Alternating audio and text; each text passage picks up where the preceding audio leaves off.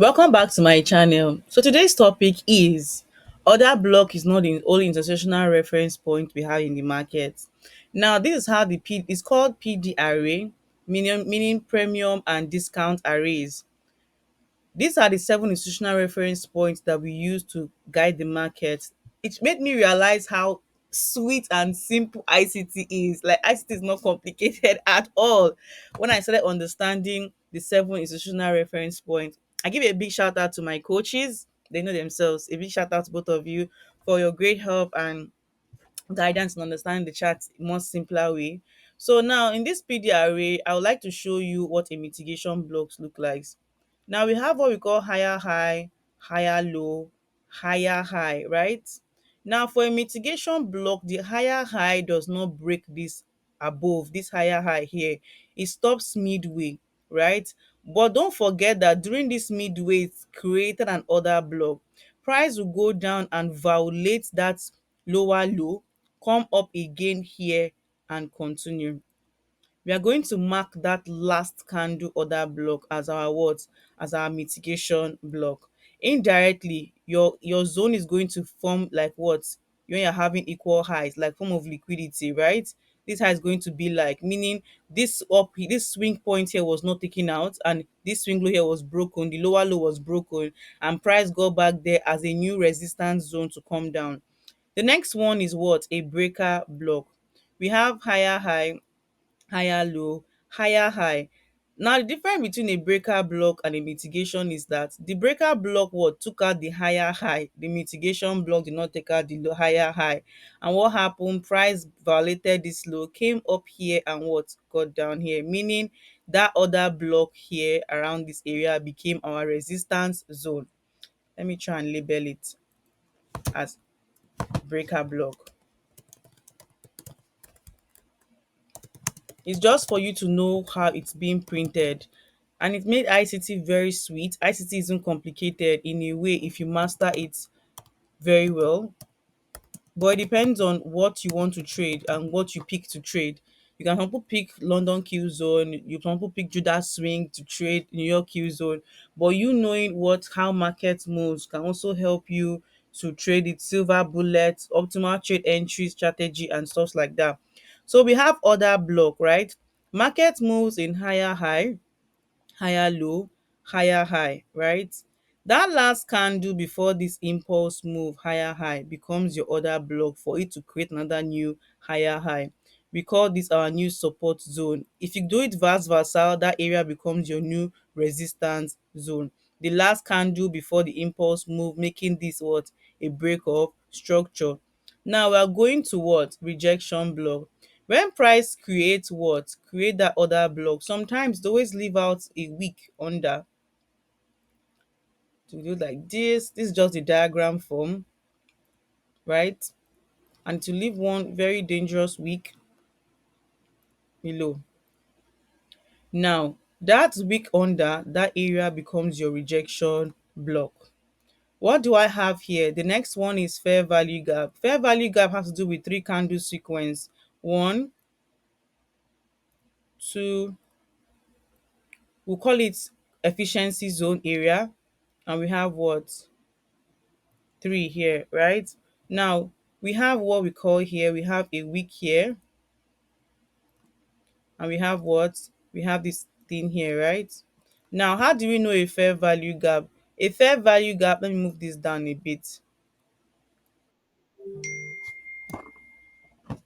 So how do you know a valid fair value gap? That space, that area, that space that the wick did not close, this area here in a three candle sequence, right? This three candle sequence, this space here is what we call what? A fair value gap. Let me try to label inside so you do not get yourself confused. We have order block, we have rejection block, we have what? We have fair value gap, FVG. Now, how do we know a liquidity void? Is mostly all the impulse move of candles forming efficiency, just more of impulse move. Sometimes you might have the same color candle, like sell, sell, sell. you mark that whole area as liquidity void. You might have one impulse candle be so long, you might have all those area as what? Liquidity void. So there are two ways you can actually locate your liquidity void. Let me do this, label it liquidity void. Then the last one is old lows and old highs, right? When market does higher high, higher low, higher high, higher low, higher high, all this becomes old lows as form of a liquidity that price is coming to come and take out in the future. All these become old lows, old lows. Let me label it again. Old lows,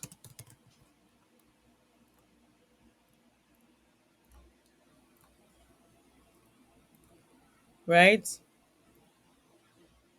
These become old lows, and automatically when price is selling,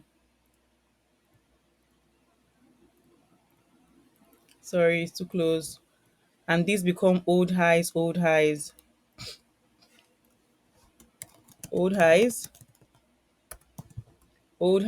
right? Okay, now I'll change this to the top.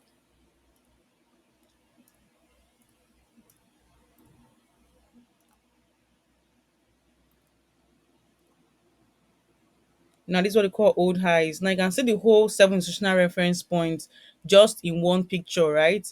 All the seven institutional reference points, everything in one picture. So you're looking for all these zones. We use these old highs and old lows to either take our profit, or you can use it as a form of zones whereby if price clears these old highs and old lows as a form of liquidity, you're looking for the next fair value gap that price can react to, or liquidity void. Going into the market now, I'll be very fast in showing you this. What do I have here? I have a break of structure around here. Let me not use this side. Now, what do I have here? I will start with this area first. There was what? A break of structure here, right? This would have been an order block, this order block. Can you see it? This would have been an order block. But what happened? Price violated it. But look at this order block that was created that should have taken out this high. The other block was created. I was meant to take out this high to go up. Can you see that? But what happened? Price what? Created what? A mitigation block. Then what next? We had a fair value gap under confluence. So there was a confluence of a mitigation block and a fair value gap. An example of what? A liquidity void. We have this example as a liquidity void. You can mark this whole area as liquidity void because it just has a lot of buyers that are there, which price has come down to what? Rebalance. Now, what do I have as my fair value gap? An example now, you see these two candles, one, two, three. And what do I see here? A small gap here. That's a fair value gap. Now, if you look inside here again, fair value gap are like orders of money. One, two, three. And what do I see? There's a space here. And what do I have here? A fair value gap. One, I can do it as one, two, three. What do I have here? Fair value gap. Can you see that, right? That's a fair value gap. And what do I have again here? Liquidity, what? Rejection block. I have this as my rejection block around here. That's our rejection block. So it's something that you can easily identify. But what makes it very easy and very sweet is you understanding how to draw them. If you know how to draw them, coming to the chart, everything becomes very, very simple.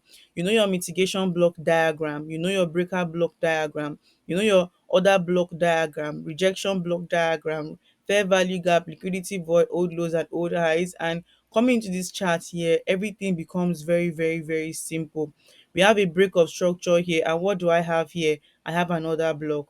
How do I know it's my order block? I use the diagram. I have mastered the diagram, will help me understand it better. If you have questions, you can ask in the comment section. You can also send an email. I'm always excited to answer questions. And a big shout out to my coaches for their guidance again.